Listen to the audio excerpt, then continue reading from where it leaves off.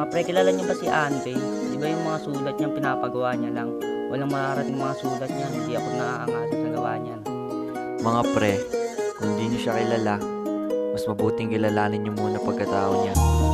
Siya talaga gumagawa niyan, mga sulat niya. Hindi niyo ba alam bago niya? May bago siya, eto, pakinggan niyo. Meron ba? Oo pre, maangas to. Pakinggan niyo, pakinggan niyo.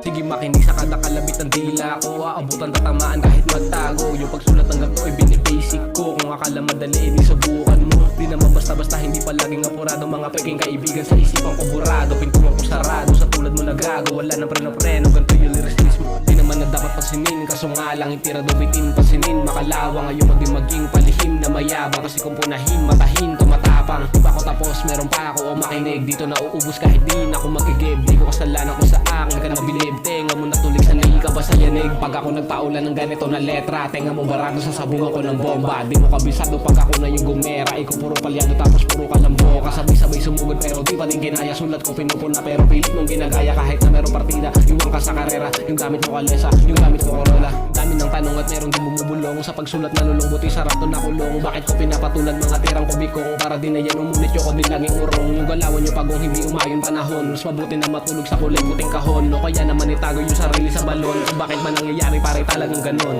O ano mga pre, galim na ba kayo? O baka nakukulangan pa kayo?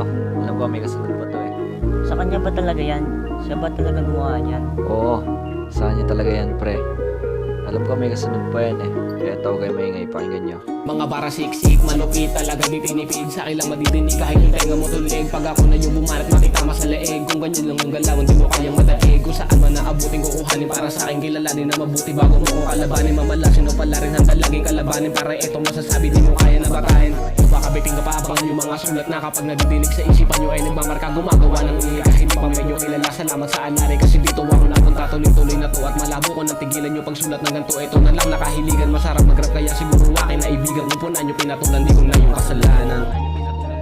Tangina, ang lupit. Diba? Sabi ko sa inyo eh, may kasunod pa yan, madami pa yan. Abangan nyo lang.